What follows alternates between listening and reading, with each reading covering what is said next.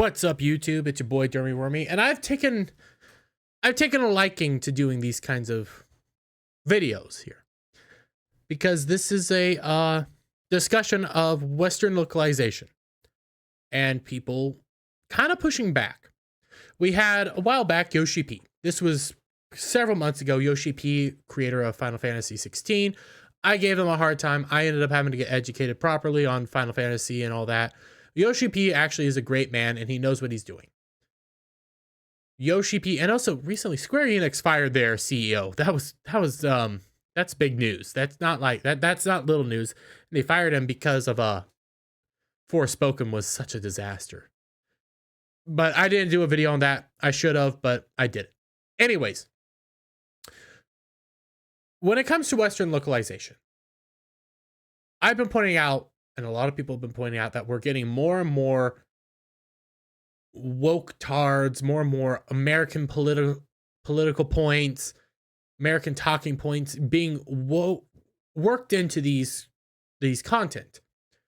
And we have these weirdos coming out bashing these content for not putting DIE into it, not putting critical race theory or anything like that into this content that comes from another country that, to quote Akira Toriyama just a few weeks ago, came out and said this: we don't make this for Western countries, we make this for ourselves.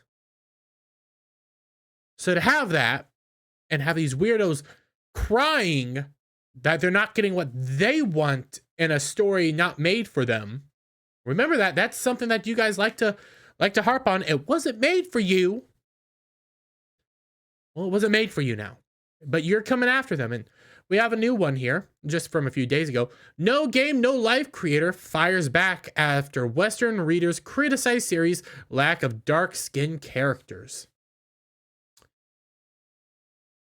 Before we get moving too forward, when it comes to No Game, No Life, this is a very unique anime, a very fun anime, actually.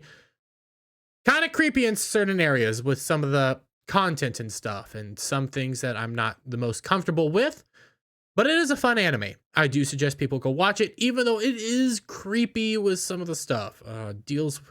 Has some things that I'm not the most okay with. Movie's also pretty good, ties into everything. Again, kind of creepy, just in a way. Story's fantastic, just kind of creepy in certain ways. Deals with lols. You finish the rest of that. Also, it is a good anime. Just ignore the creepy parts. But it's fun. It's enjoyable. It's a simplistic story as well. It's a story of this brother and sister who are, spoiler alerts, reincarnated from past iterations, that get transported to another world because in their own world they were kings of gaming. They could beat anybody. They were fantastic. They were a duo. They get transported to a new world to play games constantly, to try to beat everybody's games, figure it out, beat it. And these games seem simple at first, but they're really not. They're actually very interesting. They have chess that, when you play chess in this game, you have to be a commanding person. You have to show that you're a leader. So in order to balance that out, when you can do that, your chess pieces can do other things. Like, they have unique ways to play games. They flip it on its head and it becomes a super cool story that I highly suggest people check out. Again, though, kind of creepy with some of the art styles and some of the ways characters are depicted. I'm not going to lie with that. It kind of creepy. But off the heels of Final Fantasy 16 director Yoshi P facing criticism for his upcoming game's lack of medieval European diversity, No Game, No Life creator Yu Kamiya has found himself in a similar situation. And like the esteemed Square Enix producer, he's not backing down from his creative decisions, nor should he. Now, he has some creative decisions that I do question, and I'm not going to criticize him for making them. I'm just going to say, yeah, not for me. Kind of uber weird. Kind of creepy. But the story is good. I like some of the scenery. I mean, look at this. This is actually from the anime. Fantastic. Look at how beautiful this is. Other things are kind of creepy. But what they're referring to was this. Final Fantasy 16 dev has a terrible answer for why the game is so white. Yeah. Hi, CC Jiang. Man, I haven't talked about you in a while. I might have to dig into you because I know you always put out something beautiful over on Kotaku. But anyways, back to this. They go through what the story is. Interesting story. Yet, despite the game taking place in a fully fictional country, a Western reader, unsurprisingly, took issue with the fact that Disboard, I'm probably saying that wrong, Disboard, did not exactly parallel real-world history. On March 2nd, Kamiya took to Twitter to reveal that they had recently received a DM from foreign readers scolding me, saying there were people with dark skin in medieval and early modern Europe. Why is it not in your work? First of all, Disboard, I'm saying that wrong. Disboard, I haven't watched the show in a whole long time, is not in Europe, where the furry ears of or elves is medieval Europe. Also, were the furry ears of elves in medieval Europe. Also, there are usually brown-skinned characters.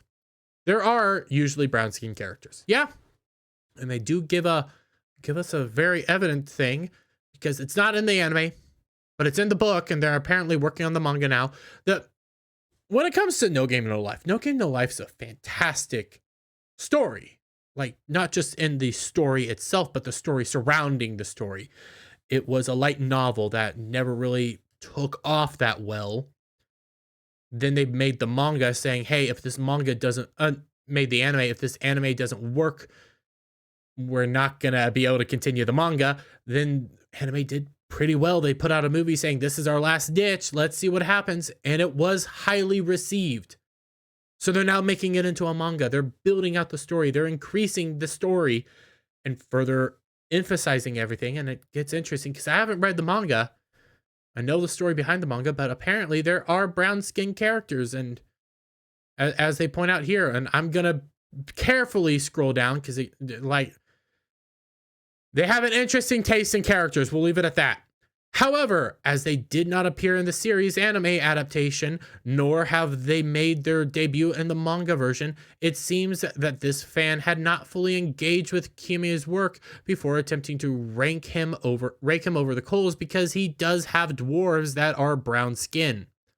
We have characters throughout this world that do look different.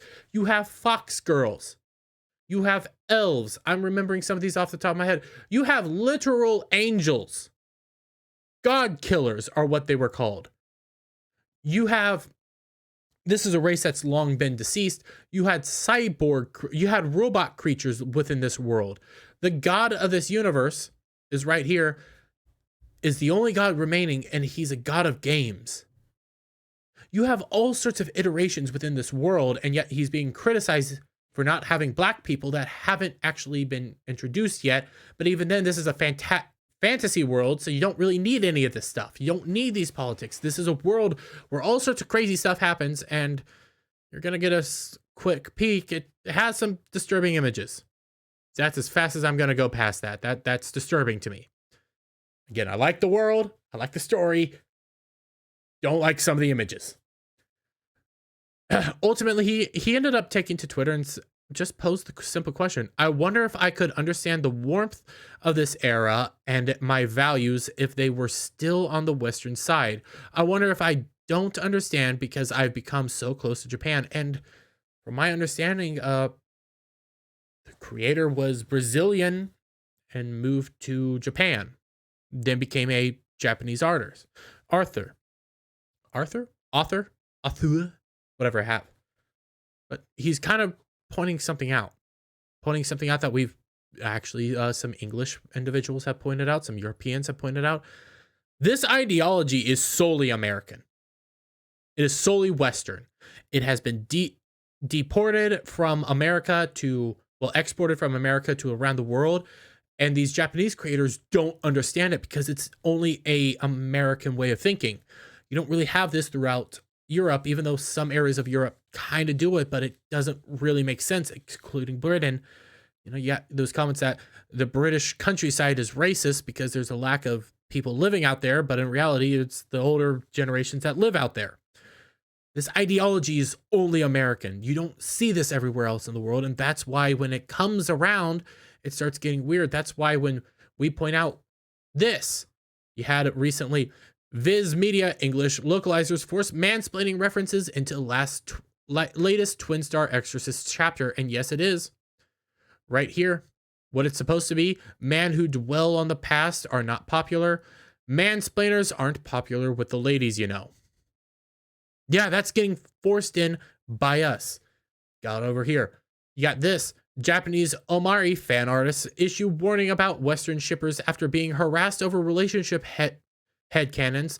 The word pro-shipper has been weaponized by racists to target artists whose main language is not English. You had this. Don't toy with me, Miss Nagatora's second attack. ADR scriptwriter defends their use of memes and series localization. I'm a storyteller, not a robot. You also had this. Western localizer brags about deliberately botching high dive English subtitles for My Life as Inuku-san's Dog. It's only the Westerners that are doing this. They are radically changing stories. They are radically changing everything to fit their little bubbles. And yeah, maybe it's a meme. Maybe it's butchering the actual language here, which kind of changes the whole connotation. A meme, Chad, shippers, mansplainers. They're doing that to force their ideology into stories that aren't meant for them. It is wrong. It is hollow, and it bastardizes what is a true story. No game, no life. Yeah, there's images in there that I find disturbing. Lolly, we'll leave it at that. I don't like it. I'm not a fan of it. I think it's weird and I think it's creepy. I still like No Game, No Life. I think the story is fantastic. I think it's fun and I think it's enjoyable. I'm excited for Final Fantasy 16. Again, this was made for a Japanese audience, deported out from there, and so on and so forth. We cannot be criticizing Japanese creators for what they create. Now, let me rephrase that. We can when it comes creepy. We can say, hey, not me. Backing off. You like that, so that's creepy. But for the most part, their stories, we shouldn't be trying to change. We shouldn't be trying to dissolve and make hollow because it's not the story. You can changing up a few lines can radically change the story. And I can go point up to this where they changed lines and now the whole context of the situation is radically changed. We cannot keep doing that. That's why when I saw this story, and I was going to make a whole video on it, but I'm going to throw it here. Dark Horse Comics to reprint Hellsing manga in paperback with more accurate translations. That's a good story. That's a good thing. We should be doing that. We should be trying to make these translations as accurate as humanly possible. That's why fan subs, fan dubs, fan localizations are becoming more and more popular because they're not going through these Viz Media. They're not going through Shonen. That's why some of these Japanese companies are also coming out and saying, hey, we're going to start doing the localization ourselves because they don't like what you guys are doing. They don't like the fact that weirdos are getting into this and trying to change it when it's not truly made for them. It's not made for Westerners. We get to enjoy it, yes, but it's not made for us. But let me get your guys' thoughts down in the comments below. If you like this video, give it a thumbs up, share it out with your friends, hit that subscribe button, hit that notification bell for every time I put out a new video and go live, guys. And I'll see you on the next one. Bye for now.